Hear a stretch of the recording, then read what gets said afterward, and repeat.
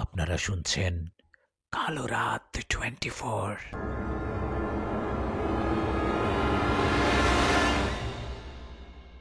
আমি নীরব। আমার বাড়ি ময়মনসিংহ জেলায়। পড়াশোনা শেষ করে অনেক কষ্ট করে একটি চাকরি পেয়েছি ঢাকা উত্তরাতে। অনেকদিন পর পর ছুটি পেলেই চলে যাই গ্রামের বাড়িতে। সেখানে আমার মা থাকে।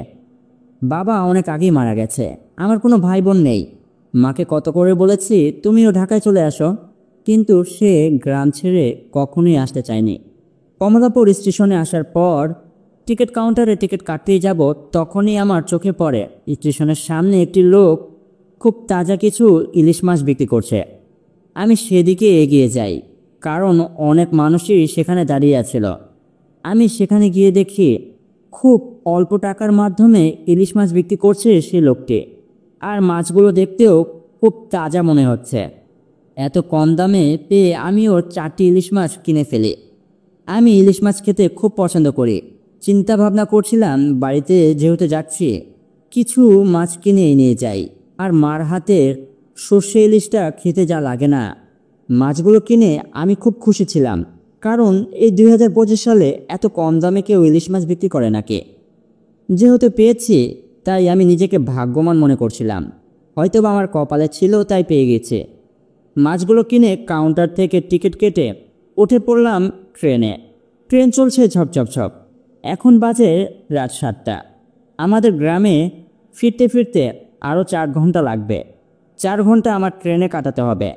আমাদের গ্রামের স্টেশনে যেতে যেতে রাত 11টা বাজবে। রাত 11টা কোনো সমস্যা নাই। এটা তো 2025 সাল, আর 11টা কোনো বিষয়ই না। রাত 11টা বাজেও আমাদের স্টেশনে অনেক গাড়ি ঘোড়া পাওয়া যায়, তাই আমি কোনো চিন্তাই করছিলাম না। ট্রেনে বসে থাকতে থাকতে কখন যে ঘুমিয়ে পড়েছি। আমার ঘুমটা ভাঙে আমার ফোনের রিংটোনের শব্দে। কেউ একজন বারবার আমার ফোনে কল করছে। আমি ঘুমটা ভাঙার পর আমার পকেট থেকে ফোনটা বের করি। আমি দেখতে পাই মা ফোন করেছে। এর আগেও আরও 20 বার ফোন করেছে। হ্যালো আম্মু, বলো। আমি তো এখনও ট্রেনে। ট্রেনে মানে? তোকে কতবার ফোন দিয়েছি, ফোন কেন রিসিভ করিসনি? আর বলো না আম্মু, ঘুমিয়ে পড়েছিলাম। হ্যাঁ বলো, কি হয়েছে? এতবার ফোন দেওয়ার কি আছে? ফোন দিলাম কেন সেটা জানতে চাচ্ছিস তুই? ট্রেনে উঠলি 7টা বাজে, এখন কয়টা বাজে দেখ তো। আমি মার কথা শুনে আমার ফোনের ঘড়ির দিকে তাকাই। এখন তো রাত 12টা বাজে। কি করে রাত 12টা বাজে? আরও তো 1 ঘন্টা আগে আমাদের ট্রেনটা স্টেশনে পৌঁছিয়ে যাওয়ার কথা ছিল। আমি মাকে বলি, মা এখন তো রাত 12টা বাজে। মা বলে, এই কারণেই তো আমি তোকে ফোন দিচ্ছি গাধা। তুই কোথায়? তোর তো আরও 1 থেকে 1.5 ঘন্টা আগে বাড়িতে ফেরার কথা। আচ্ছা মা, ফোনটা রাখো তো, আমি দেখছি কি হয়েছে। এত দেরি কেন হচ্ছে ট্রেন ফিরতে? আমি মার ফোনটা রেখে ট্রেনে থাকা একটি কর্মীকে ডাক দেই। এই যে ভাই, শুনছেন? হ্যাঁ ভাই বলুন, কি হয়েছে? ভাই, আমি ময়মনসিংহ যাব। এই ট্রেনটা তো আরও 1 ঘন্টা আগে পৌঁছানোর কথা। কোথায় ছিলেন আপনি? জেগেছিলেন না ঘুমিয়েছিলেন? এত কিছু হয়ে গেল। আর বলবেন না ভাই, সারাদিন কাজ করেছি তো, অফিস থেকে ফিরে তারপর গ্রামের বাড়িতে যাচ্ছি। শরীরটা খুব টায়ার্ড, তাই ঘুমিয়ে পড়েছিলাম। কিন্তু কি হয়েছে বলেন তো? আর বলবেন না ভাই, অ্যাক্সিডেন্ট হয়েছে। এই কারণেই তো ট্রেনটা এত লেট করলো। ভাই, তাহলে ময়মনসিংহ যেতে আর কতক্ষণ লাগবে? এই ধরে নেন আরও 8 ঘন্টার মতো সময় লাগতে পারে। আমি আমার সিটে এসে বসে পড়ি। আমি মাকে ফোন দিয়ে বলি সব কিছু। মা সবটা শুনে বলে, দেখিস সাবধানে আসিস, আর কোনো সমস্যা হলে আমাকে ফোন দিস। আল্লাহ জানে এই স্টেশনে এখন গাড়ি পাবে কি না। আমি মাকে বলি, মা তুমি চিন্তা করো না তো, এখনও স্টেশনে গাড়ি আছে। আমি কোনো অটো নিয়ে চলে আসব। শুধু শুধু চিন্তা করছো। বারবার ফোনের দিকে তাকাচ্ছি কখন 12:30 বাজবে আর ট্রেনটা আমাদের স্টেশনে যাবে। 12টা 20-এ আমাদের ট্রেনটা ময়মনসিংহ স্টেশনে এসে দাঁড়ায়। আমি ট্রেন থেকে নেমে দেখি স্টেশনে শুধু একটি বাতি জ্বলছে, আর কোনো মানুষের কোনো অস্তিত্ব নেই। আমি একাই নেমেছি ময়মনসিংহ স্টেশনে, আর কোনো যাত্রী নামেনি। আমি স্টেশনের বাইরে আসি, একটি গাড়ির সন্ধান করি, কিন্তু কোনো গাড়ি আমি পাই না। নেই কোনো সিএনজি, নেই কোনো অটো, নেই কোনো রিক্সা। কি করে আমি যাব আমাদের বাড়িতে আমি বুঝতেই পারছিলাম না। দেখ, কপালটাই খারাপ। একটা গাড়ি থাকলেও তো আমি ওইটা করে যেতে পারতাম।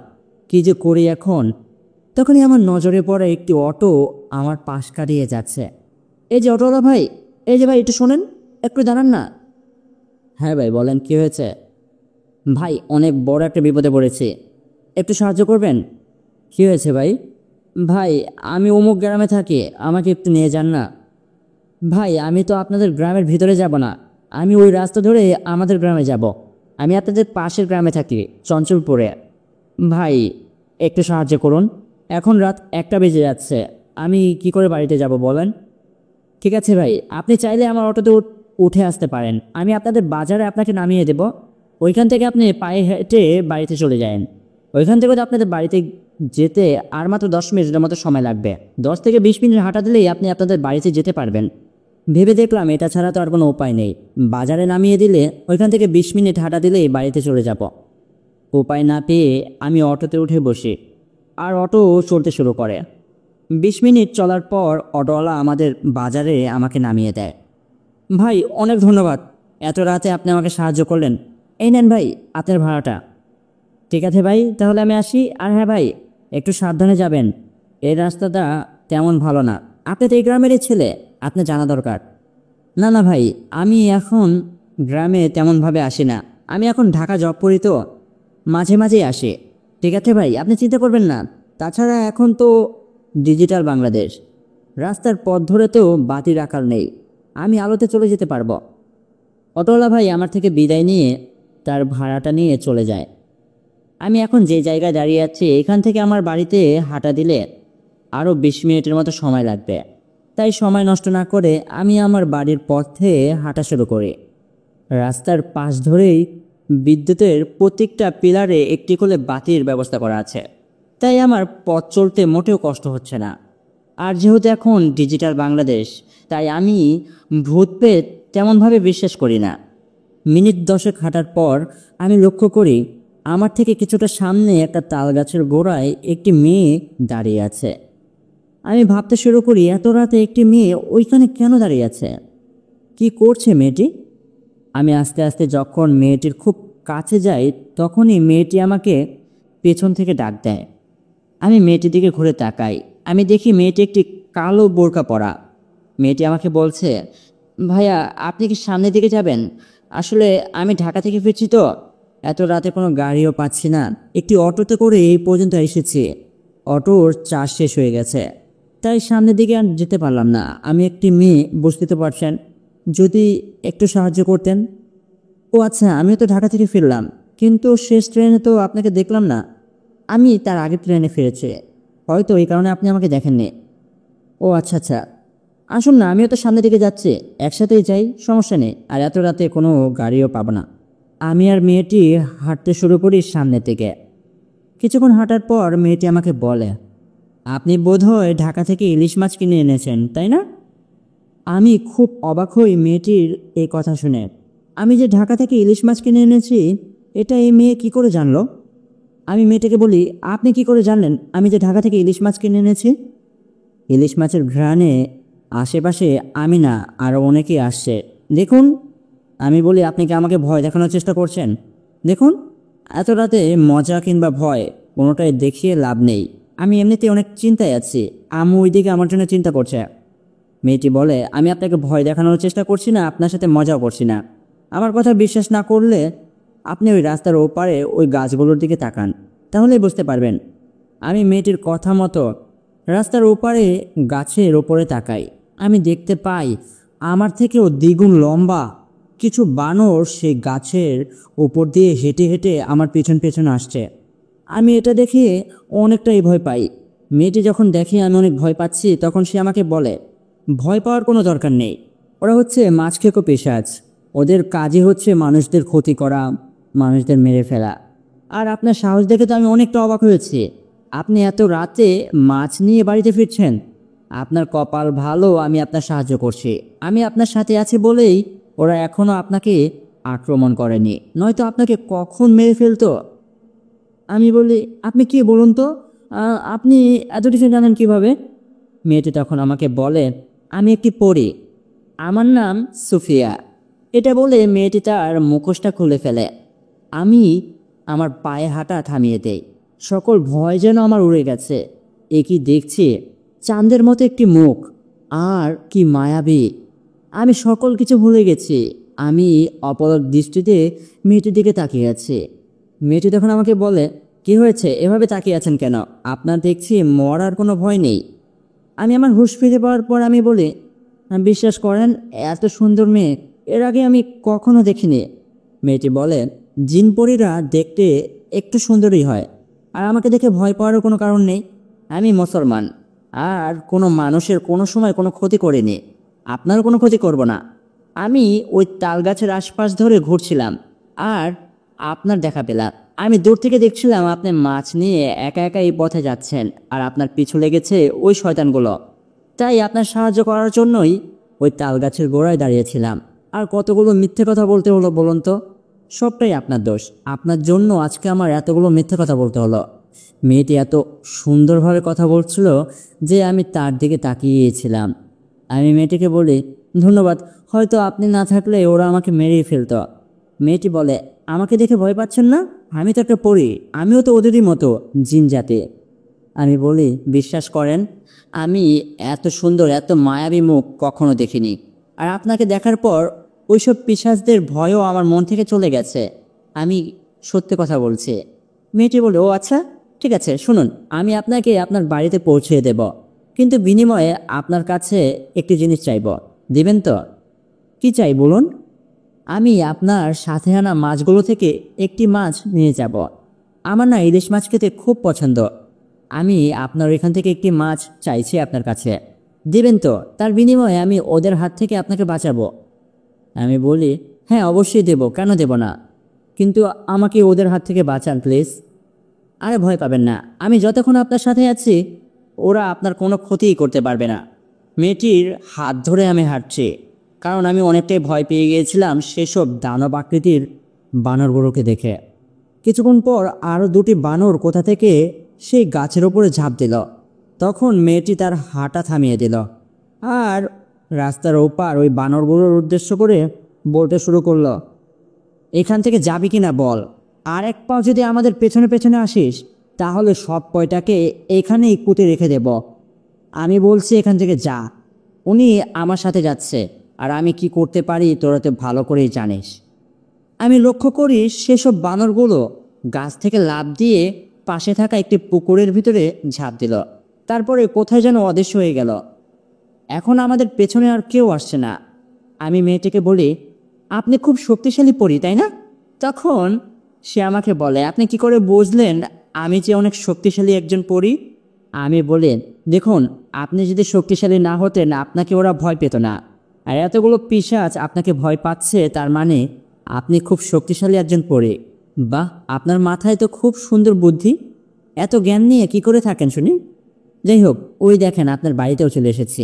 যান যান, আপনার মা আপনার জন্য অপেক্ষা করে বসে আছে।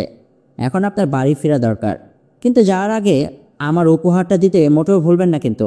দিয়ে দেন। এত মায়াবীভাবে সে আমার কাছ থেকে মাছগুলো চাইছিল, না দিয়ে কি করে থাকি বলেন? আমি আমার মাছের ব্যাগটা পুরোটাই তার হাতে তুলে দেই। পরীটি আমাকে বলে, এ কি, আমি তো আপনার কাছ থেকে একটি মাত্র মাছ চেয়েছিলাম, কিন্তু আপনি যে আমাকে 4টি মাছই দিয়ে দিলেন। হ্যাঁ, আমি আপনাকে 4টি মাছ দিলাম, এর পেছনে একটি রহস্য আছে, আর আপনাকে একটি কথা দিতে হবে এই মাছগুলোর বিনিময়ে। কি কথা দিতে হবে? দেখুন, আমি এখানে সবসময় আসি না, গ্রামের বাড়িতে আমি ছুটি কাটাতে এসেছি। আমি 3 দিন আমাদের গ্রামের বাড়িতে থাকব, আর আমি চাই এই 3 দিনের ভেতরে 2 দিন অন্তত আপনি আমার সাথে দেখা করতে আসেন। তখন সুফিয়া পরি বলেন, ঠিক আছে, মাছ যেহেতু দিয়েছেন আমি আপনাকে কথা দিলাম, আমি 2 দিন রাতে আপনার সাথে দেখা করতে আসব। এখন আমি আসি তাহলে, আল্লাহ হাফেজ। পরীটি আমার থেকে বিদায় নিয়ে সেখান থেকে চলে যায়। আমিও আমার বাড়িতে ফিরে আসি। আমি ঘরে ঢুকে দেখি মা বাচ্চাদের মতো কান্না করছে। আমি মাকে জড়িয়ে ধরি। মা আমাকে দেখে অবাক হয়ে বলে, তুই এত রাতে বাড়িতে ফিরলি কি করে? কতবার তোকে ফোন দিচ্ছি, তোর ফোন কেন ঢুকছে না? আমি বলি, মা ফোনটা তো বন্ধ হয়ে গেছে, এই কারণেই ফোনটা আসছিল না। আর আমি তো বাড়িতে চলে এসেছি, শুধু শুধু চিন্তা করছিলে। আমি ট্রেন থেকে নেমেই একটা অটো পেয়ে গেছি, আর অটোতে করে সোজা বাড়ির কাছে চলে এলাম। তুমি শুধুই বাচ্চাদের মতো কান্না করছো। মা আমাকে বলে, তুই যদি মা হতি তাহলে বুঝতি ছেলের জন্য মাদের কত চিন্তা হয়। যাই হোক, চল, তোর জন্য গরুর মাংস আর খিচুড়ি রান্না করছি, যেটা তোর প্রিয়। আমি বলি, থ্যাংক ইউ সো মাচ মা, এই কারণে তো তোমাকে আমার এত ভালো লাগে। চলো চলো। আমি আর মা খাবার টেবিলে চলে যাই। খাওয়া দাওয়া শেষ করে আমি আমার ঘরে এসে ঘুমিয়ে পড়ব। তখনই বিছানায় শুয়ে ভাবছিলাম সেই পরীটার কথা। এত সুন্দর মায়াবী মুখ আমি কোনোভাবেই ভুলতে পারছিলাম না। আমি ভাবছিলাম, পরীটা তো আমাকে বলেছে সে ওই তাল গাছের আশেপাশে ঘুরছিল, কিন্তু তার বাড়ি কোথায় সে তো আমাকে কিছুই বলল না। আমি যে তার বিষয়ে আরও অনেক কিছু জানতে চাই, কিন্তু কি করে জানবো? সে তো একটা পরী আর আমি একটা মানুষ। তখনই আমার মাথায় আসে আমাদের গ্রামে থাকা মজিব চাচার কথা। আসলে আমাদের গ্রামে মজিব চাচা নামক একজন ব্যক্তি থাকে। সে এখনও বিয়ে করেনি, তার বয়স ৪৫ বছর। সকলেই বলে তার সাথে নাকি একটি পরী আছে। প্রতি রাতেই নাকি সেই পরীটা চাচার সাথে দেখা করতে আসে। আমি সিদ্ধান্ত নেই আগামীকাল সকালেই মজিব চাচার সাথে দেখা করব।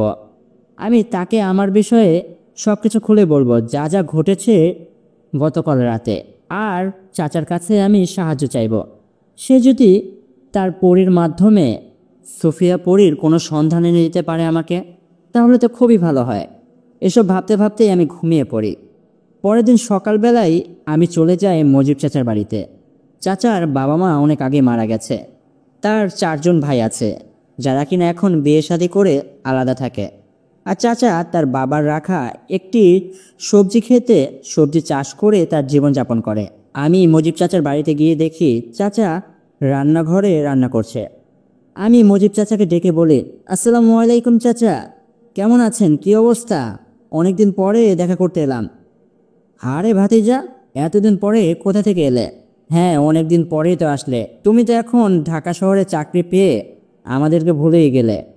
না না চাচা, আপনার শরীর কেমন আছে? এই তো অনেক ভালো আছে আলহামদুলিল্লাহ, তোমাদের দোয়ায় আল্লাহ পাক রেখেছে ভালো। তোমার কি অবস্থা? ভাবি কেমন আছে? এই তো চাচা, সকলেই ভালো আছে। আসো আসো ভাতিজা, বাড়ির ভিতরে আসো। কি ব্যাপার বলো তো ভাতিজা, এতদিন পরে এই চাচার কথা মনে পড়লো? চাচা, আপনার জীবনের কিছু কথা জানার জন্য আসলাম, খুব দরকার। বলবেন কি আমাকে? আমার জীবনের কিছু ঘটনা জানতে চাও? কি জানতে চাও শুনি? আমার জীবনে তো তেমন কোনো ঘটনা ঘটেনি। ওই যে চাচা, আপনার পরীর বিষয়টা। সকলে যে বলে আপনার কাছে একটি পরী আসে। কেউ কেউ এই বিষয়টা মানে, কেউ কেউ আবার মনে করে এটা আপনার পাগলামি।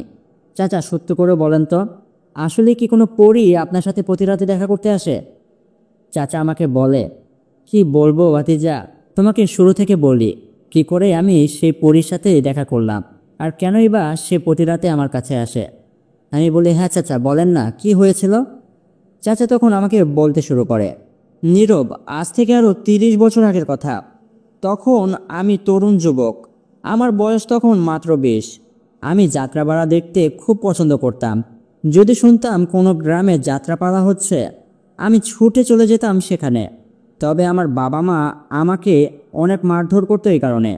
তারা এই বিষয়টা মোটেও ভালো চোখে দেখতো না, কিন্তু আমি তাদের কোনো বাধাই মানতাম না, কোনো কথাই শুনতাম না।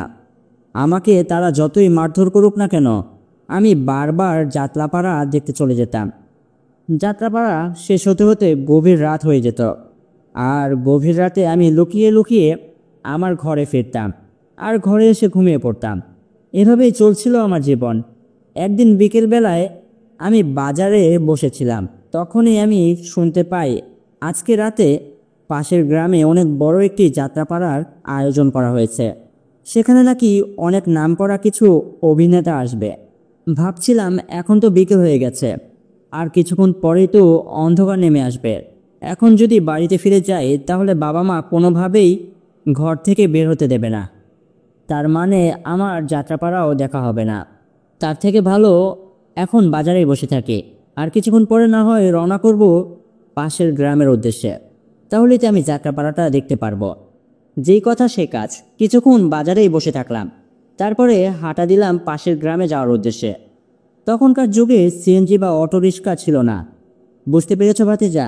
তখনকার যুগে ছিল বটবটি, ভ্যান আর পায়ের রিক্সা। আমি একটা ভ্যানে করে পাশের গ্রামে যাই। আর যেখানে যাত্রাপালার আয়োজন করা হয়েছে সেখানে সবার আগে গিয়ে বসে পড়ি টিকিট কেটে। কিছুক্ষণের ভেতরেই যাত্রাপালা শুরু হয়ে যায়। যাত্রাপালা শেষ হওয়ার পর রাত 2টা বাজে আমি আমার গ্রামের দিকে রওনা করি, কিন্তু আমি তখন ভ্যান বা রিক্সা কোনোটাই পাই না। এই কারণে আমি পায়ে হেঁটেই আমাদের গ্রামের উদ্দেশ্যে রওনা করি। আমাদের গ্রামে আসার জন্য আধ ঘন্টার রাস্তা পাড়ি দিতে হবে, কিন্তু আমি যদি ধান ক্ষেতের ভেতর দিয়ে যাই তাহলে 20 মিনিটের ভেতরেই আমি আমাদের গ্রামে চলে যাব। তাই আমি বেছে নিলাম ধান ক্ষেতের রাস্তাটা, কারণ এখন অনেক রাত হয়ে গেছে, আর কিছুক্ষণ পরেই ফজরের আজান দেবে। আর বাবা যখন ফজরের নামাজ পড়তে উঠবে, যদি দেখে আমি আমার ঘরে নেই তাহলে তো আমার অবস্থা পুরো 12টা বাজিয়ে দেবে। এই কারণে আমি ধান খেতে হাঁটা শুরু করি। আমি যেহেতু রাত বিরাতে যাত্রাপালা দেখার কারণে এই গ্রামে ওই গ্রামে যেতাম, এই কারণে আমার অনেক সাহস ছিল। আমি এইসব ভূতপ্রেত বিশ্বাস করতাম না আর ভয়ও পেতাম না। তখন ছিল পূর্ণিমার রাত, তাই চাঁদের আলোতে ধান খেতে পায়ে হেঁটে আসতে আমার মোটেও কোনো সমস্যা হচ্ছিল না। কিছুক্ষণ হাঁটার পর আমার কানে একটা শব্দ আসে। কেউ একজন বলছে, আমাকে বাঁচাও, কে কোথাও আছো, আমাকে বাঁচাও, মেরে ফেললো, বাঁচাও আমাকে। আমি ভাবতে শুরু করলাম হয়তোবা কেউ কোনো বিপদে পড়েছে। তাই আমি শব্দটা কোথা থেকে আসছে সেটা শোনার চেষ্টা করি। আমি লক্ষ্য করি শব্দটা ধান ক্ষেতের পাশে একটি খাল পাড় থেকে আসছে। আমি ভাবলাম হয়তোবা কেউ অনেক বড় বিপদে পড়ে গেছে, যাই গিয়ে দেখি কি হয়েছে। আমি সেই শব্দটা লক্ষ্য করে সেদিকে আগাই। আমি খাল পাড়ের একটি গাছের পেছন থেকে দেখি খালে হাঁটু সমান পানির ভেতরে 2টি ভয়ঙ্কর প্রাণী একটি বামনকে চোবাচ্ছে। 2টি প্রাণী দেখতে খুব ভয়ানক। তাদের শরীরে অনেক লম্বা লম্বা লোম আর কালো ভাল্লুকের মতো দেখতে তারা। তাদের চোখগুলো আগুনের মতো জ্বলজ্বল করছে। সেই 2টি ভয়ানক প্রাণী সেই বামনটাকে বারবার পানির ভেতরে চুবিয়ে ধরছে, আর বামনটা বাঁচাও বাঁচাও করে চিৎকার করছে। আমি অনেকটা ভয় পেয়ে যাই, আমার শরীরের সব লোম দাঁড়িয়ে যায়। আমি ভাবতে শুরু করি, এখন যদি আমি এখানে দাঁড়িয়ে থাকি ওরা আমাকে দেখলে আমাকেও মেরে ফেলবে, তার থেকে ভালো আমি এখান থেকে চলে যাই।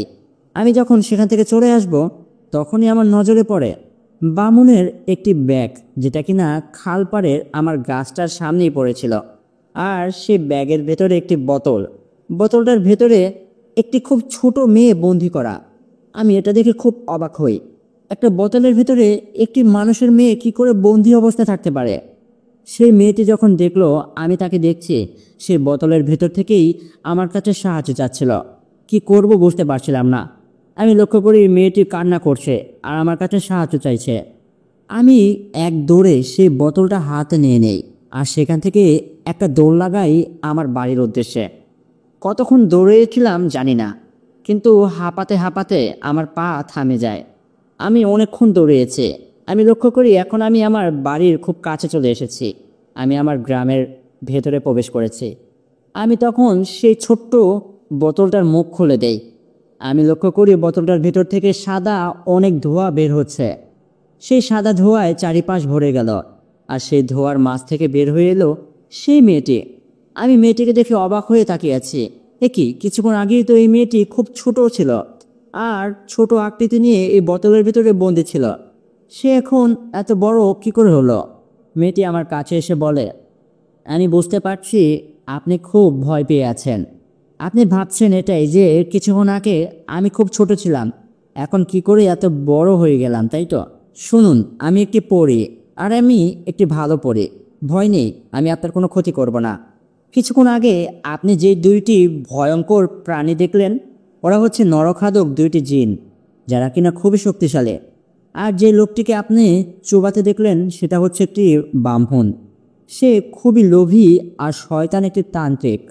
আসলে কিছুদিন আগে সেই 2টি ভয়ঙ্কর জিনের একটি সন্তানকে তারা রেখে একটি কাজের কারণে তারা বাংলাদেশ ছেড়ে অন্য একটি দেশে গিয়েছিল, আর সেই সন্তানটা ছিল এই বাংলাদেশে। সে তান্ত্রিক তার মন্ত্রর মাধ্যমে তাদের সন্তানটাকে বন্দি করে, আর সেই সন্তানের মাধ্যমে অনেক কালো জাদুর কাজ করে। আসলে সেই তান্ত্রিক বা ব্রাহ্মণ তার কাজই ছিল এটা, কোনো জিনপরীকে ধরে তার স্বার্থ হাসিল করা, এটাই ছিল তার কাজ। সে আমাকে একদিন বন্দি করেছিল, আর বন্দি করে আমাকে বলেছিল, তুই আমাকে একটি কালো জাদুর কাজ করে দে, তাহলে তোকে আমি মুক্ত করে দেব। আমি তাকে বলেছিলাম, দেখুন আমি একটি ভালো পরী, আমি কারো ক্ষতি করতে পারবো না, আপনি দয়া করে আমাকে ছেড়ে দিন। কিন্তু সেই শয়তান তান্ত্রিক আমার কোনো কথাই শোনেনি।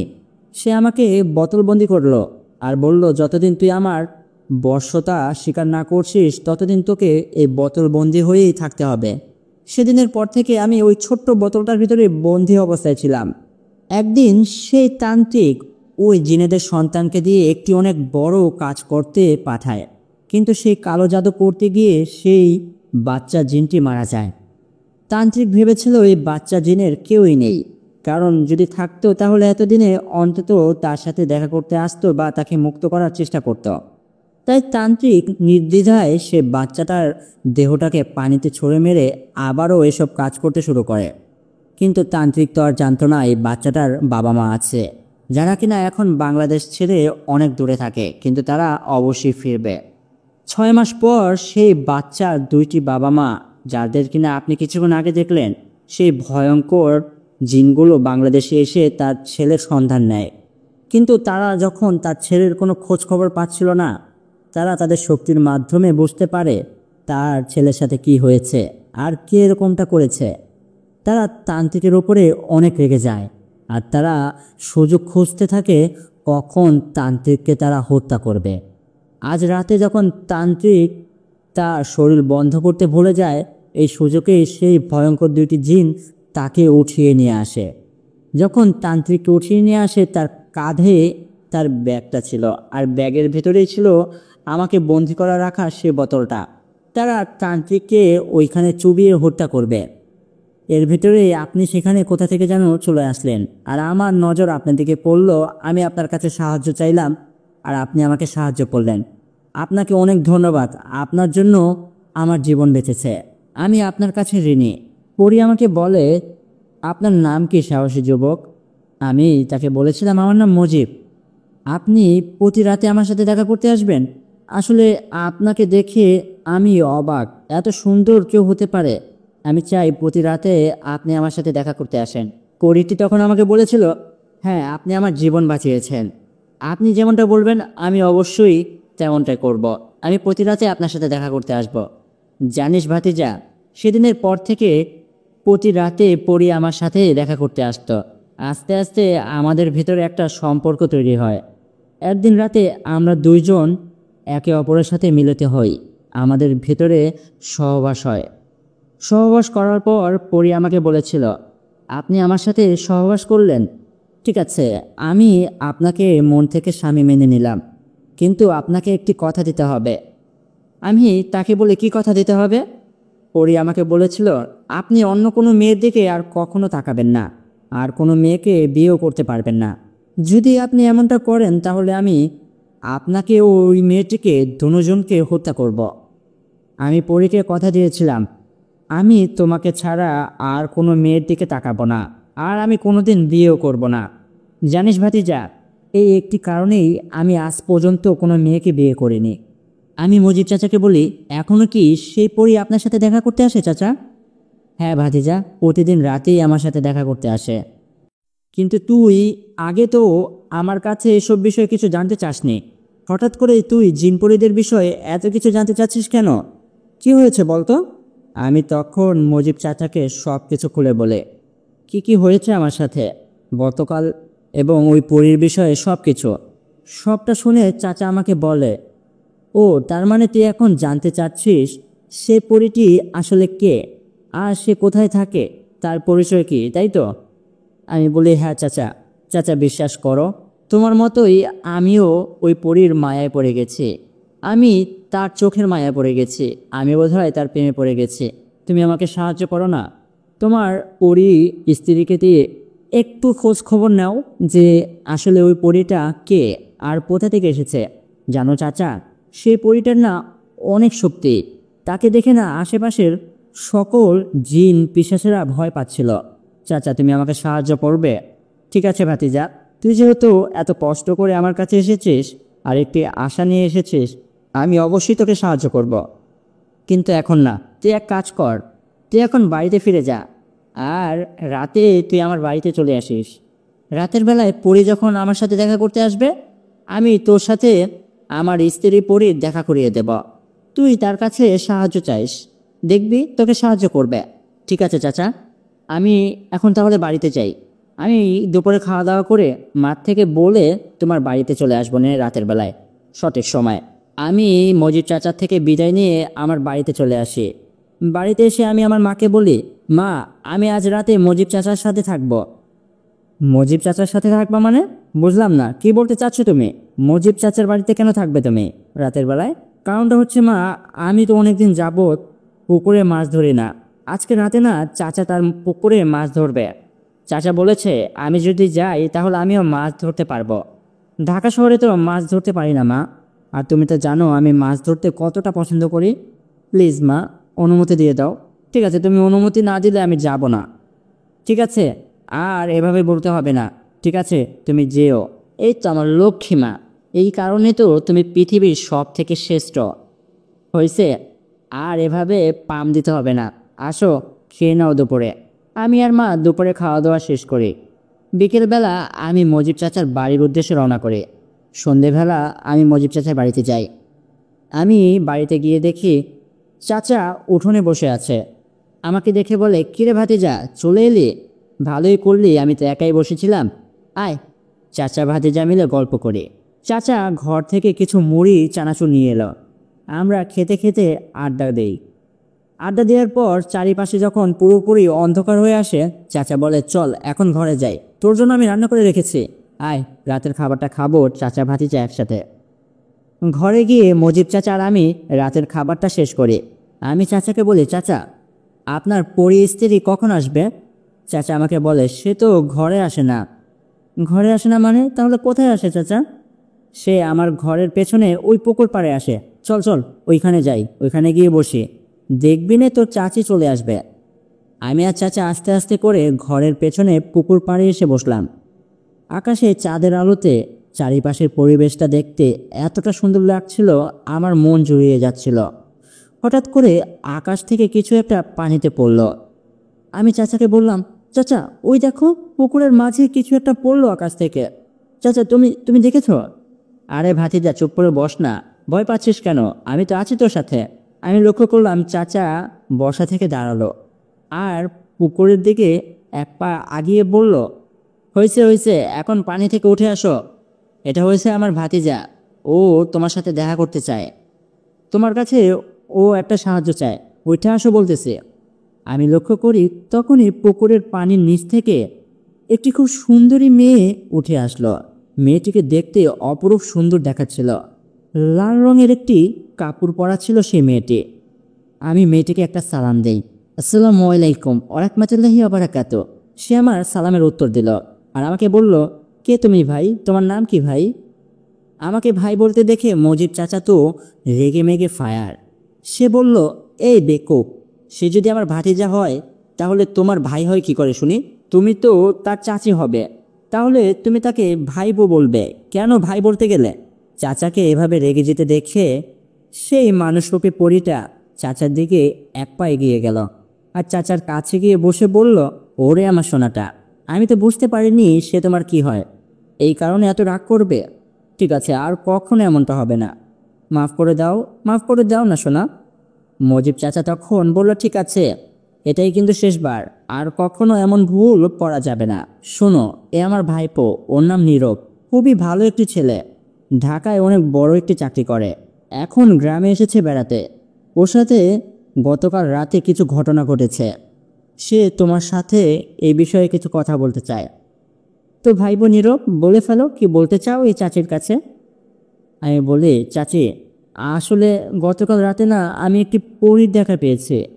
আমি চাচিকে সব কিছু খুলে বলে, পরী চাচি সবটা শুনে আমাকে বলে, ও তার মানে তুমি প্রথম দেখাই তার প্রেমে পড়ে গেলে? তোমার চাচারই মতো বোন পেয়েছো তুমি।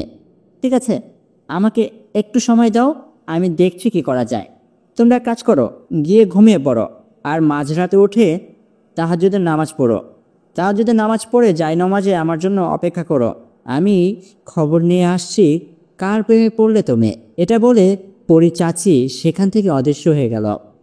চাচা আমাকে বলল, চল ভাতিজা, আমরা ঘরে গিয়ে ঘুমিয়ে পড়ি, আবার তাহাজ্জুদের নামাজ পড়তে উঠতে হবে। তখন তো চাচি এসে তোকে সব কিছু খুলে বলবে না, কে ওই মেয়েটা আর ওই পরীটার বাড়ি কোথায়, বাবা মাকে সব কিছু। চল চল। আমি আর চাচা পুকুর ঘাট থেকে উঠে ঘরে এসে ঘুমিয়ে পড়ি। মাঝরাতে উঠে আমি আর চাচা চাপ করলে অজু করে এসে ঘরের ভেতরে তাহাজ্জুদের নামাজ আদায় করি। নামাজ আদায় করে আমরা জায়নামাজেই বসেছিলাম। হঠাৎ করে চাচার দরজায় কেউ একজন টোকা দিল আর বাইরে থেকে বলল, কি তোমরা উঠেছো, নামাজ পড়েছো তো? চাচা কি দরজা খুলে দিল। আমি দেখলাম আমাদের পরি চাচি চলে এসেছে। আমি চাচিকে একটা সালাম দিলাম। চাচি সালামের উত্তর নিয়ে ঘরের ভেতরে প্রবেশ করলো।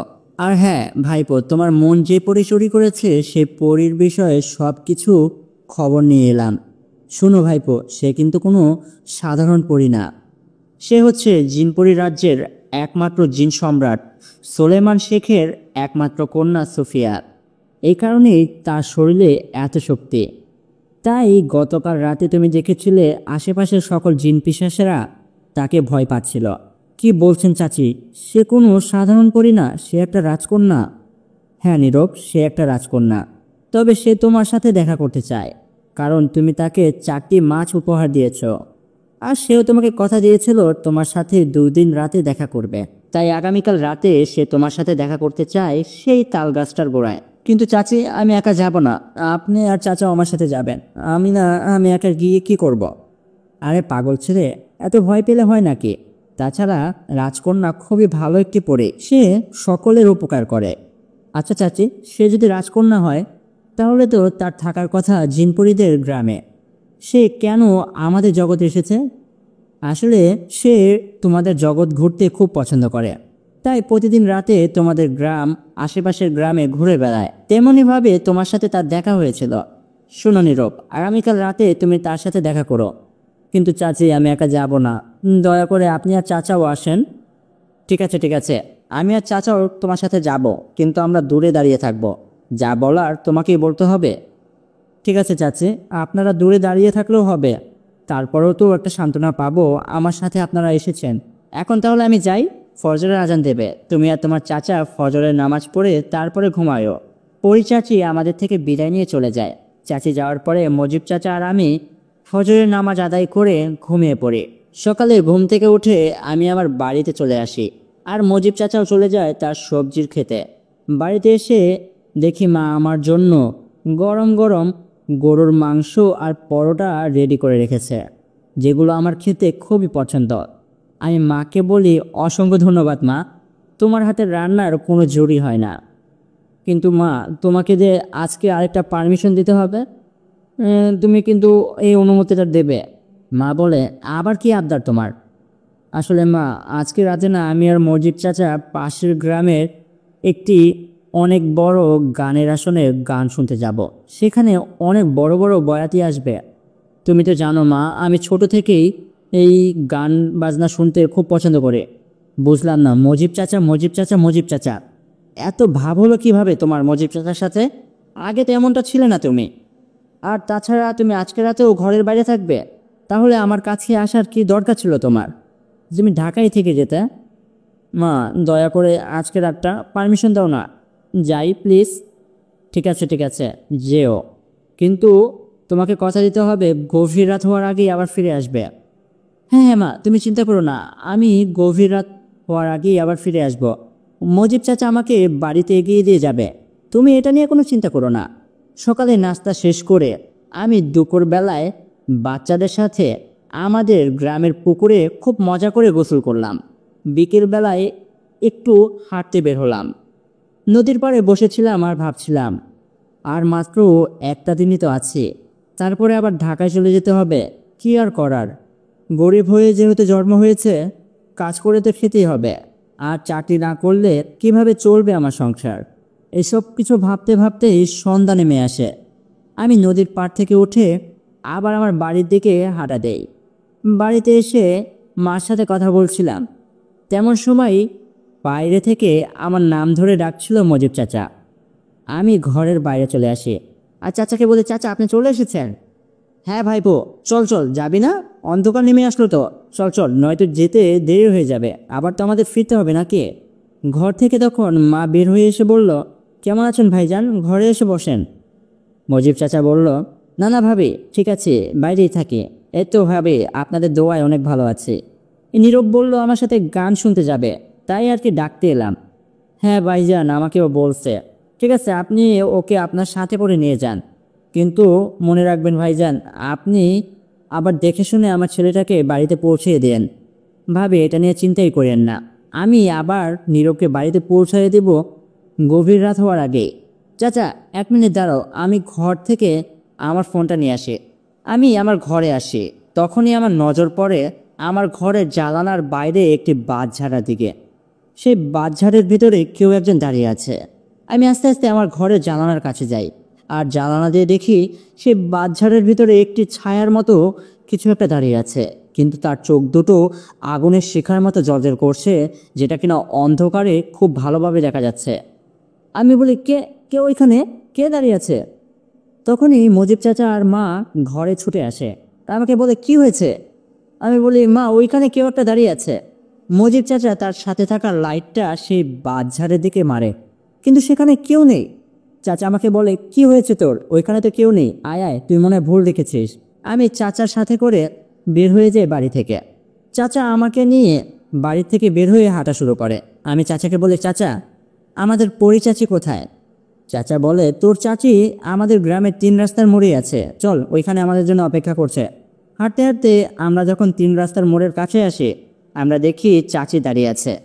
সেখান থেকে চাচিকে নিয়ে আমি, চাচা আর আমাদের পরিচাচি মিলে সেই তাল গাছের দিকে রওনা করি। কিছুক্ষণ হাঁটার পরেই আমাদের গ্রামের সেই জায়গাটায় আমরা চলে আসি। দূর থেকে দেখছিলাম সেই তাল গাছের গোড়ায় সেদিন রাতের মতোই দাঁড়িয়ে আছে পরীদের রাজকন্যা সোফিয়া, একটি কালো বোরকা পরে। সেখানেই দাঁড়িয়ে পড়ে আমার চাচি আর চাচা। তারা বলে, আমরা এখানে আছি, তুমি যাও, তুমি গিয়ে কথা বলো তার সাথে। চাচি, যাব, কিন্তু আমার যে খুব ভয় লাগছে, আমি খুব নার্ভাস। চাচি আমাকে বলে, আরে কিছু হবে না, তুমি যাও, যা বলার সেই বলবে, তুমি শুধু তার কাছে গিয়ে দাঁড়াও। আমি বলি, ঠিক আছে চাচি। আমি আস্তে আস্তে সে তাল গাছের কাছে যাই। তার কাছে গিয়েই রাজকন্যা আমাকে বলে, কেমন আছেন আপনি? আমার সাথে কথা বলার জন্য আবার দেখছি চাচা আর চাচিকেও নিয়ে আসছেন। আমি কি এতটাই ভয়ানক নাকি? আমি বলি, না না, আপনি ভয়ানক হবেন কেন, কিন্তু আমি একটু নার্ভাস, আসলে কখনো কোনো মেয়ের সাথে কথা বলিনি তো। পরি তখন আমাকে বলে, হ্যাঁ হ্যাঁ, জানি তো, আপনার পেছনে তো আপনার অফিসের অনেক সুন্দরী মেয়েরা পড়ে থাকে, আমি আপনার বিষয়ে সব কিছু জানি, কিন্তু এটা জানি না আপনি কেন সেসব মেয়েদেরকে পাত্তা দেন না। যাই হোক, আপনি আমাকে মাছ উপহার দিয়েছিলেন, আর আমি আপনাকে বিনিময়ে বলেছিলাম 2 দিন রাত আপনার সাথে দেখা করব। শুধু দেখা করলে হয়, চলেন আমরা কোথাও থেকে ঘুরে আসি। ঘুরতে যাবেন? কোথায় যাবেন? আরে আসেন না, আপনার ভালো লাগবে। আর হ্যাঁ, ভয় পাওয়ার দরকার নেই, আপনার চাচা আর চাচিকেও নিয়ে আসেন। আমি, চাচি আর মজিদ চাচা আর রাজকন্যা একসাথে ঘুরতে বের হই। রাজকন্যা আমাকে নিয়ে আমাদের গ্রামের নদীর পাড়ে চলে আসে। নদীর পাড়ে একটি নৌকা বাঁধা ছিল। রাজকন্যা সে নৌকায় এসে বসে, আমিও তার পেছনে পেছনে এসে বসি।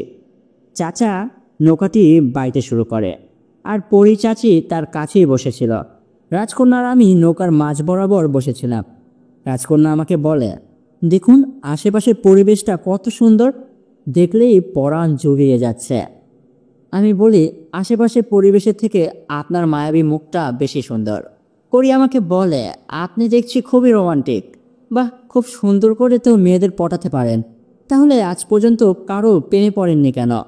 আমি তখন বলি, আপনার মতো এই মায়াবী মুখ আর কোথাও পাইনি, যদি পেতাম অবশ্যই তার প্রেমে পড়ে যেতাম। তখনই রাজকন্যা আমাকে বলে, কিন্তু কি? না না, কিছু না, আমরা সেদিন রাতে অনেক মজা করি। ফজরের একটু আগে রাজকন্যা আমাকে বলে, আর কিছুক্ষণ পরেই তো ফজরের আজান দেবে, আপনি এখন বাড়িতে ফিরে যান। আগামীকাল রাতে আমি আপনাকে ডাকার জন্য আপনার ঘরের সামনে আসব, তারপরে আপনাকে নিয়ে আমার পছন্দর আরেকটা জায়গায় যাব। আপনি যাবেন তো নাকি? হ্যাঁ হ্যাঁ, কেন যাব না, আপনার সাথে ঘুরতে আমার খুবই ভালো লাগলো। মুজিব চাচা নৌকাটা আস্তে আস্তে করে আবারও ঘাটে নিয়ে আসে, তারপরে নৌকাটা বেঁধে ফেলে ঘাটের সাথে। আমরা নৌকার ভেতর থেকে নেমে আসি।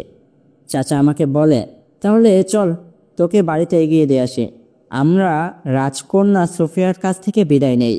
রাজকন্যা আর আমাদের পরিচাচি একসাথে অদৃশ্য হয়ে যায়। তারপরে চাচা আমাকে নিয়ে বাড়িতে চলে আসে। আমি চাচাকে বলি, চাচা তুমি বাড়ির ভেতরে প্রবেশ করো না। মা খুব রেগে আছে, কারণ আমরা তো কথা দিয়েছিলাম যে মাঝরাত হওয়ার আগেই ফিরে আসব।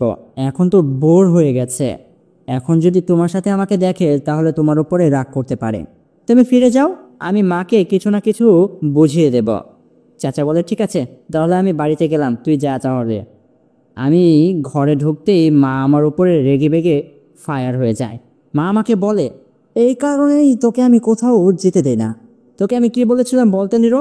তোকে বলেছিলাম যে তুই মাঝরাত হওয়ার আগেই বাড়িতে ফিরবি, এখন ফিরছিস ভোর রাত হয়ে গেছে। কি জবাব দিচ্ছিস না কেন? চুপ করে আছিস কেন বল? আসলে মা, গানগুলো এত ভালো হচ্ছিল যে বাড়িতে ফিরতে মন চাচ্ছিল না। আর গান শেষ হতে হতে রাত 2টা বেজে গেছে, তাই আর ফিরিনি, ওইখানেই শুয়ে পড়ছিলাম। এত রাতে বাড়িতে ফেরাটাকে উচিত হতো বলো? যদি কিছু একটা হয়ে যেত।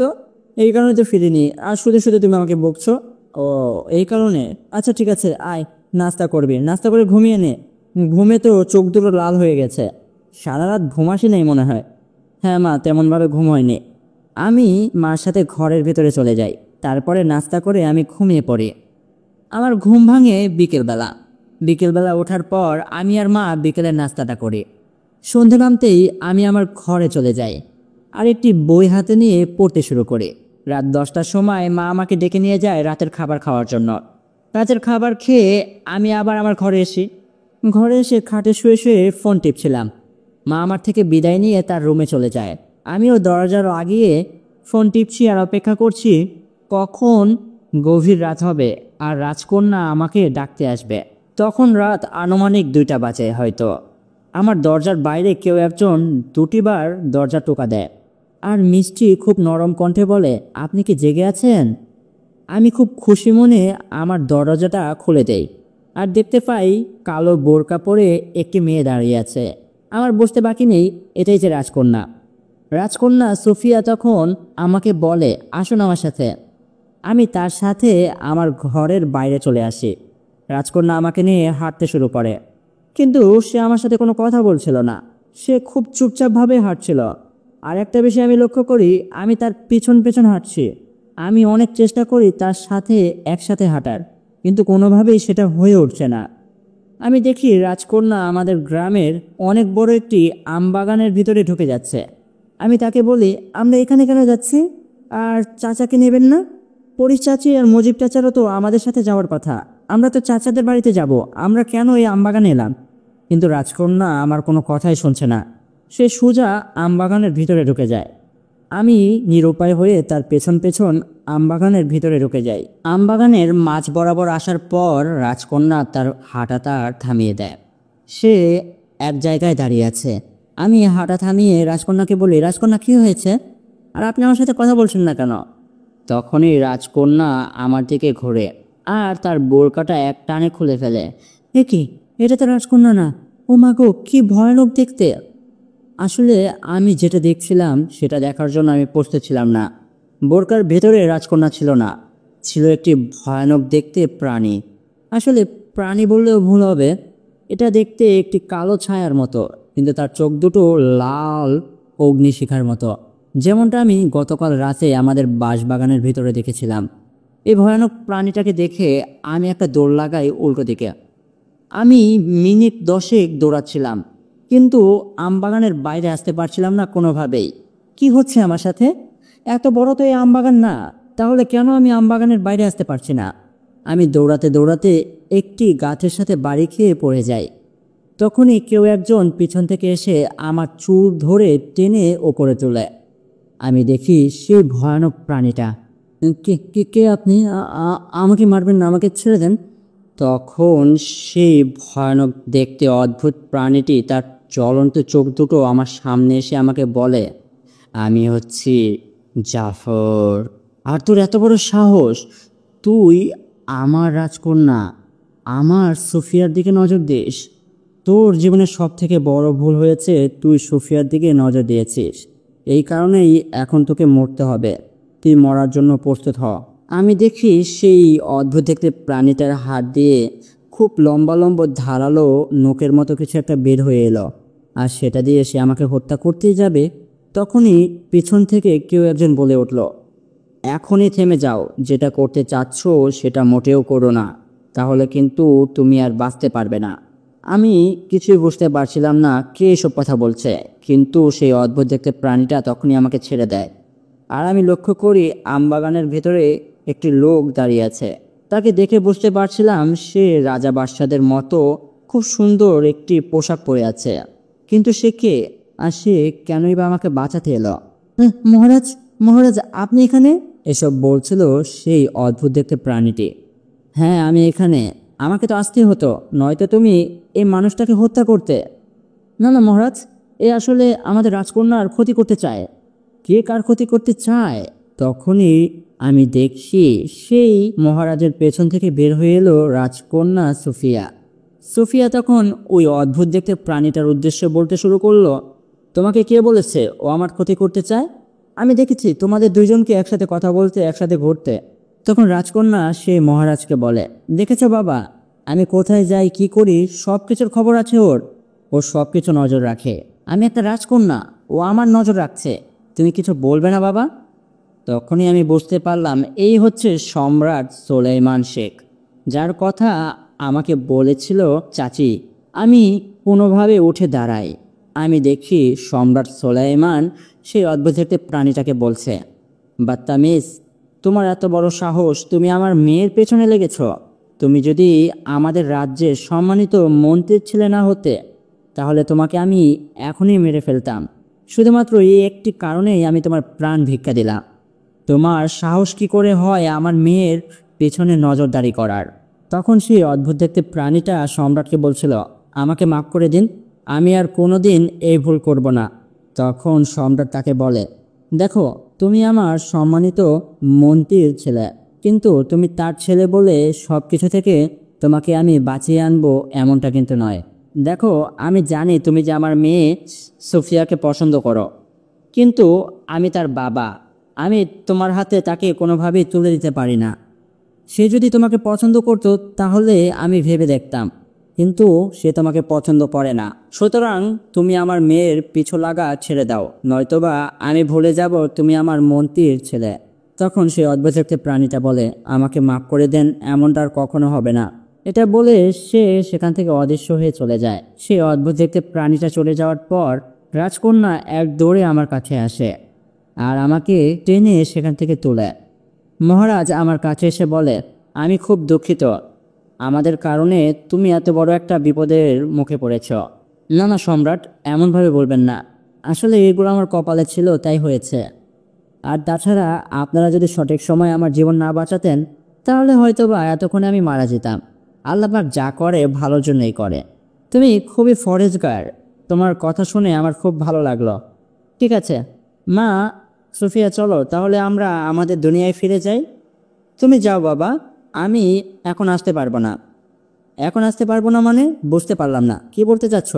আসলে বাবা, আমি নীরবকে কথা দিয়েছি আমি আজকে রাতে তার সাথে ঘুরতে যাব। আর তুমি তো জানো আমি কথা দিলে কথা রাখি। তাছাড়া আমি তো আমাদের দুনিয়ার রাজকন্যা, আমি যদি আমার কথা না রাখি তাহলে কি হবে বলো? ও তাই, ঠিক আছে, তুমি তোমার কথা রেখে সকাল সকাল আমাদের রাজ্যে ফিরে এসো। তাহলে আমি যাই? ঠিক আছে বাবা, তুমি চিন্তা করো না, আমি ভোর সকালেই আমাদের পরীদের রাজ্যে ফিরে আসব। আমি দেখি সম্রাট সুলাইমান শেখ সেখান থেকে অদৃশ্য হয়ে গেল। সে যাওয়ার পরে রাজকন্যা সুফিয়া আমার কাছে এসে বলে, চলো এখন আমরা ঘুরতে যাব, আমাকে আমার কথা রাখতে দাও। ও, এখন তো তুমি অনেক আঘাত পেয়েছো, রাখো 1 মিনিট। তখন আমি দেখি রাজকন্যা তার হাত দুটো আমার যে যে জায়গায় আঘাত লেগেছে সেসব জায়গায় ছুঁয়ে দিল। আমি লক্ষ্য করি মিনিশেই আমার ক্ষতের স্থানগুলো আগের মতো সুস্থ হয়ে গেল। আমি 1 মিনিটের ভিতরে পুরোপুরি সুস্থ হয়ে গেলাম। এখন আমার শরীরে আর কোনো আঘাতের চিহ্ন নেই। আমি রাজকন্যাকে বলি, এটা কি করে সম্ভব? এ কি করে করলেন আপনি? রাজকন্যা বলেন, আমি একটা পরী, এগুলো আমার জন্য তেমন কোনো বিষয়ই না। চলো এখন আমরা ঘুরতে যাব। কোথায় যাব আমরা? আসো না, কোথায় যাই দেখো। রাজকন্যা আমাকে নিয়ে আমাদের গ্রামের শেষে একটি অনেক বড় ফুল বাগান আছে, সেই ফুল বাগানের ভিতরে আমাকে নিয়ে আসে। এখানে অনেক ধরনের ফুল গাছ আছে। এই ফুল বাগানের মাঝে একটি খুব সুন্দর দোলনা রাখা আছে। সেই দোলনার মাঝে রাজকন্যা এক দৌড় দিয়ে গিয়ে বসে পড়ল আর আমাকে বলল, আমার দোলনাটা একটু ধাক্কা দিবেন, নয়তো দোলনাটা দৌড়বে না। আমি রাজকন্যার কথা মতো তার দোলনাটা হাত দিয়ে আস্তে আস্তে ধাক্কা দিচ্ছিলাম। রাজকন্যা আমাকে বলে, জানেন, আমার গোলাপ ফুল খুবই পছন্দের একটি ফুল। আর আপনি আমার পছন্দ কেন জানেন? আমি বলি, কেন? রাজকন্যা আমাকে বলে, আপনার মনটাও ঠিক এই গোলাপ ফুলের মতোই খুবই ভালো ও সুন্দর। এই কারণেই আমি আপনার মায়ায় পড়ে গেছি। আপনি গতকাল রাতে আমাকে বলছিলেন না আপনি আমার সুন্দর চেহারার মায়ায় পড়ে গেছেন? সত্য কথা বলতে আমি আপনার এই সুন্দর মনের মায়ায় পড়ে গেছি। আসলে কি করে বোঝাবো আপনাকে? যাক, বাদ দিন, আপনি দোলনা ধাক্কা দিন। আমি সবটাই বুঝতে পারছিলাম রাজকন্যাও আমার ভালোবাসায় জড়িয়ে গেছে, কিন্তু তার বাবার এত ক্ষমতা দেখে আমার ভয় হচ্ছিল। তাই আমি রাজকন্যাকে কিছু না বলে এটা বলি, আমাকে এখন ফিরতে হবে, আর কিছুক্ষণ পরেই তো ফজরের আজান দেবে, আর ওইদিকে মা আমার জন্য অপেক্ষা করে আছে। রাজকন্যা আমাকে বলে, চলে যাবেন? আচ্ছা, আপনি ঢাকায় গিয়ে আমাকে ভুলে যাবেন না তো? আমি বলি, না না, আমি আপনাকে কেন ভুলে যাব? আপনার সাথে কাটানো এই সুন্দর মুহূর্তগুলো আমি কখনোই ভুলতে পারবো না রাজকন্যা। তখন রাজকন্যা আমাকে বলে, চলে যেতেই হবে, আর কিছুক্ষণ থাকেন। আমি বলি, ফজর হয়ে যাচ্ছে, আপনাকেও তো আপনাদের দুনিয়াতে ফিরতে হবে। রাজকন্যা বলে, ঠিক আছে, তাহলে চলে যান। আমি সেখান থেকে চলে আসি। আমি একবারের জন্যও পিছনে ঘুরে তাকাইনি। আমি অঝরে কান্না করছিলাম। আমার মনে হচ্ছিল আমার ভালো থাকার কারণটা আমি এখানে রেখে যাচ্ছি। আমি কি করব? আমি তাকে বলতে পারছিলাম না আমি যে তাকে কতটা ভালোবাসি। এটা জানার পরেও সে আমাকে ভালোবাসে। কারণটা হচ্ছে তার বাবা একজন অনেক বড় জিনপরিদের সম্রাট। সে কোনোভাবেই একটি মানুষের সাথে তার মেয়ের হাত তুলে দেবে না। আমার সাথে কোনোভাবেই সে বিয়ে দেবে না। এই কারণেই আমি সেই বাগান থেকে ফিরে আসি। আমি সোজা আমার বাড়িতে আসি আর হাত পা ধুয়ে সোজা চলে যাই মজিব চাচার সাথে দেখা করতে। সেখানে আমি চাচাকে সব কিছু খুলে বলি কি হয়েছিল আমার সাথে। আর চাচাকে বলি, চাচিকে আমার সালাম নিতে বলবেন। আমি তাহলে আসি চাচা। চাচার থেকে বিদায় নিয়ে আমি আমার ঘরে চলে আসি।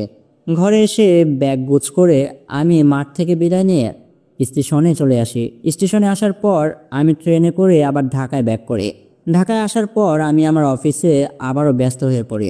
কিন্তু আমার মনটা আমি এবার গ্রামে রেখে এসেছি, সেই মায়াবী পরিটার কাছে। আমি সারাদিন অফিস করে বাড়িতে ফিরি, কিন্তু এখন আর কোনো কিছুই আমার ভালো লাগে না। কী যেন একটা শূন্যতা সবসময় মনের ভেতরে কাজ করে। আমি খুব একাকিত্ব অনুভব করতে শুরু করি। এভাবেই একটি মাস কেটে যায়। একদিন আমি অফিস থেকে ফেরার পথে এক প্যাকেট ব্যানসন সিগারেট কিনি। আমি কখনো স্মোক করিনি, কিন্তু আমি তাকে ভোলার জন্য এই এক প্যাকেট ব্যানসন কিনেছি। সেদিন বাসায় ফেরার পর আমি সোজা চলে যাই আমার ছাদে গভীর রাত পর্যন্ত আমি বসেছিলাম। আজকে তার কথা আমার খুব মনে পড়ছে। তার সাথে কাটানো সেই মুহূর্তগুলো আমি কোনোভাবেই ভুলতে পারছি না। একসাথে নৌকায় করে ঘোরা, সেই ফুলের বাগানে দোলনার মাঝে সেই কাটানো মিষ্টি মুহূর্তগুলো আমি চাইলেও ভুলতে পারছি না। এই কয়েক মাসের ভিতরে অনেক মেয়ে আমার জীবনে আসার অনেক চেষ্টা করেছে, কিন্তু আমি সেই জায়গাটা অন্য কাউকে দিতে পারবো না। আমি একটি সিগারেট হাতে নেই আর সেই প্যাকেটটাকে সাইডে রেখে সেই সিগারেটটাকে মুখের কাছে নেই আর ভাবতে শুরু করি, আমি কি সিগারেটটা খাবো? কিন্তু সিগারেট তো খারাপ ছেলেরা খায়, আমি তো খারাপ ছেলে না, কেন আমি সিগারেট খাবো? আবারও ভাবছিলাম, না থাক, একটা খেলে কিছু হবে না।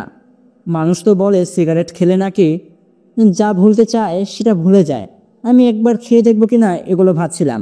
তখনই আমার ছাদের একটা পাশ থেকে কেউ একজন বলে উঠল, আমার ভালোবাসায় দেখছি আপনি দেবদাস হয়ে গেলেন। আমি বসা থেকে উঠে দাঁড়াই আর সেদিকে ঘুরে তাকাই, কিন্তু অন্ধকারে আমি কিছুই দেখতে পাচ্ছিলাম না। অন্ধকারের ভেতর থেকে বের হয়ে এলো কালো বোরকা পরা একটি মেয়ে। আমার বুঝতে আর বাকি রইল না এটা কে। আমি তার কাছে গিয়ে বলি, রাজকন্যা, আপনি আপনি এসেছেন? আপনি আমার সাথে দেখা করতে এসেছেন? আমি কোনোভাবেই এটা বিশ্বাস করতে পারছি না। তখন সে আমাকে বলে, কেন বিশ্বাস করতে পারছেন না? আমি তো একটা পরী, আমি চাইলে যে কোনো সময় যে কোনো জায়গায় যেতে পারি। আর হ্যাঁ, সেদিন আপনি ওইভাবে আমাকে রেখে চলে এলেন, কিন্তু আপনি আসার সাথে সাথেই আমি অদৃশ্য হয়ে আপনার পেছনে পেছনে আসছিলাম। আমি দেখছিলাম আপনি কি করে বাচ্চাদের মতো কান্না করছিলেন আমার জন্য। আমি বুঝতে পেরেছিলাম আপনিও আমাকে অনেকটা ভালোবাসেন। কিন্তু কোনো একটা বাধার কারণে আপনি আমাকে বলতে পারছেন না। আজকে আপনাকে বলতে হবে। আপনি সেদিন কেন আমাকে বললেন না আপনি আমাকে এত ভালোবাসেন? আমি বলি কারণটা হচ্ছে একটা ভয়। রাজকন্যা বলে কিসের ভয়? আমি বলি ভয়টা হচ্ছে আপনার বাবা। আপনার বাবা অনেক বড় একটা সম্রাট, সে কোনোভাবেই একটা সাধারণ মানুষের হাতে তার মেয়ের হাত তুলে দেবে না। তখন রাজকন্যা বলে, ও এই বিষয়, তো এই কথাটা আমাকে বললে কি হতো? আপনি শুধু শুধু চিন্তা করছেন। আসেন আমার সাথে। কোথায় যাব? আমার বাবার সাথে কথা বলতে যাবেন আমাদের জগতে। আপনাদের জগতে আমি কি করে যাব? আরে আসেন না। রাজকন্যা আমাকে নিয়ে আমাদের ওই ছাদের ওই অন্ধকারের দিকে এগিয়ে গেল। আমি রাজকন্যার হাত শক্ত করে ধরেছিলাম। অন্ধকার পাড়ি দিতেই আমি তাদের জগতে চলে আসি। আমি খুব অবাক হই। আমি তাকে বলি, আমি তো এইমাত্র আমাদের ছাদে ছিলাম, এটা কোন জায়গায় আসলাম আমি? এটা হচ্ছে আমাদের জিনপরিদের জগৎ, এখানকার রাজাই হচ্ছে আমার বাবা। আসুন আমার সাথে আসুন। রাজকন্যা আমাকে নিয়ে রাজমহলের ভিতরে প্রবেশ করে। এত সুন্দর জায়গা এর আগে আমি কখনো দেখিনি। এত সুন্দর জায়গা এই পৃথিবীতে আছে এটা সম্পর্কে আমার ধারণাই ছিল না। যাই হোক, এটা তো আর মানুষদের জন্য না, এখানে যারা থাকে সকলেই হচ্ছে জিনপরি। রাজকন্যা আমাকে নিয়ে সে প্রাসাদের ভিতরে ঢুকে সোজা তার বাবার রুমে চলে যায়। আমি দেখি মহারাজ সোলেমান শেখ আর তার স্ত্রী মহারানী বসে আছে। আমাকে দেখে তারা দুইজন দাঁড়িয়ে পড়ে আর রাজকন্যার কাছে জানতে চায়, মানেটা কি? তুমি একটি মানুষের সন্তানকে নিয়ে আমাদের জগতে এসেছ? কি বলতে চাচ্ছ আর কি করতে চাচ্ছ রাজকন্যা? রাজকন্যা তখন তার বাবাকে বলে, বাবা, তুমি আমার ভালোবাসার দাম রাখবে। যদি না রাখো তাহলে এই মানুষটাকে আমি এখনই হত্যা করব, আর তার সাথে আমি নিজেও মৃত্যুবরণ করব। বাবা বলে, কি বলতে চাচ্ছ? তখন মহারানী বলে, মা, তোর কি হয়েছে? আমাদের খুলে বল, তুই কেন মরবি? আমাকে বল, আমরা অবশ্যই তোর ভালোবাসার সম্মান রাখব। তুই তো আমাদেরকে চিনিস নাকি? তখন রাজকন্যা সোফিয়া তাদেরকে বলে, দেখো, ওর নাম নীরব, আর আমি ওকে বিয়ে করতে চাই। আজকেই তুমি আমাদেরকে বিয়ে দিবে আর বিয়ের ব্যবস্থা করবে। এটা শুনে মহারাজ খুব অবাক হয়। তারপরে বলে, ঠিক আছে, আমরা তোর ভালোবাসার সম্মান রাখব, আর এই মানুষের সন্তানের সাথেই তোর বিয়ে হবে আজকে রাতেই। কিন্তু তোকেও একটা কথা দিতে হবে মা। তখন রাজকন্যা সোফিয়া বলে, কি কথা বাবা? তখন মহারাজ বলে, তুই বছরে 2 বছর তোর শ্বশুর বাড়িতে থাকবি, আর 1 মাস আমাদের এই জগতে থাকবি। কিন্তু তুই যখন তোর শ্বশুর বাড়িতে থাকবি, নীরবের সাথে তোর একটি সাধারণ মানুষের মতোই থাকতে হবে। তোর ভিতরে কোনো পরীর শক্তি থাকবে না, তুই পুরোপুরি একটি সাধারণ মানুষে রূপান্তরিত হবি। আবার তুই যখন জিনপরিদের দেশে আসবি, আবারও তুই তোর সকল শক্তি ফিরে পাবি। তুই যদি এই শর্তে রাজি থাকিস তাহলে আজকেই তোদের বিয়ে হবে। তখন রাজকন্যা বলে, অবশ্যই, তুমি যা বলবে আমি শুনতে রাজি আছি। আমার কোনো শক্তি দরকার নেই, আমার কোনো ক্ষমতা দরকার নেই, আমার দরকার নীরবকে। সে আমাকে মন থেকে ভালোবাসে আর আমিও তাকে মন থেকে ভালোবাসি বাবা। আমি শ্বশুর বাড়িতে যখন থাকবো আমি সাধারণ মানুষ হয়েই থাকতে চাই। সেদিন রাতেই আমাদেরকে বিয়ে দেয় মহারাজ, তারপরে আমাদেরকে বিদায় করে দেয়। আবারও সেই অন্ধকারের মাধ্যমে ছাদের ভেতরে আমরা দুজন একসাথে হই আমাদের দুনিয়ায়। আমি সোজা তাকে নিয়ে আমার বাড়িতে চলে আসি। রাজকন্যা তখন একটি সাধারণ মানুষ, তাকে আমি বউ সাজিয়ে আমার বাড়িতে নিয়ে আসি। মা আমাকে বিয়ে করতে দেখে অনেকটা অবাক হয়, কিন্তু আবার অনেকটা খুশিও হয়, কারণ মা অনেকদিন যাবতই চাচ্ছিল আমি বিয়ে করি। মা এত সুন্দর মেয়ে দেখে অবাক হয়ে রাজকন্যার দিকে তাকিয়ে থাকে আর আমাকে বলে, এত সুন্দর ফুটফুটে মেয়ে তুই কোথায় পেলি বাবা? আর আমাকে কেন বললি না তোরা যে একে অপরকে এত ভালোবাসিস? আর মেয়ের বাবা মা কি করে? আমি তখন মাকে বলি, মা, ওর বাবা মা নেই, ও এতিম। আমি এটা মিথ্যে বলার কারণ হচ্ছে, আমি যদি মাকে বলি তার বাবা মা হচ্ছে একজন জিনপরি, তাহলে মা অনেকটা ভয় পাবে। মা আমাদেরকে হাসি মুখে মেনে নেয়। সেদিনের পর থেকে আমাদের সংসার জীবন শুরু হয়। রাজকন্যা আমার সংসারে একটি সাধারণ মানুষ হয়েই বসবাস করে। 2 বছর পর আমি মাঠ থেকে অনুমতি নিয়ে রাজকন্যাকে নিয়ে 1 মাসের জন্য ঢাকায় আসব বলে মাঠ থেকে বিদায় নিয়ে চলে আসি। কিন্তু আমরা চলে আসি জিনপরিদের জগতে, কারণ আমি মহারাজকে কথা দিয়েছিলাম আর রাজকন্যাও কথা দিয়েছিল 2 বছর পর পর 1 মাসের জন্য আমরা জিনপরিদের দেশে বেড়াতে আসব। এখানে আসার পর রাজকন্যা আবার তার পরিশক্তি ফিরে পায়। এভাবেই আমার জীবনযাপন চলছে একটি রাজকন্যার সাথে। রাজকন্যা সোফিয়া আমাকে অনেক ভালোবাসে। আমাদের জন্য আপনারা দোয়া করবেন যেন সবসময় আমরা একে অপরকে এভাবেই ভালোবাসতে পারি।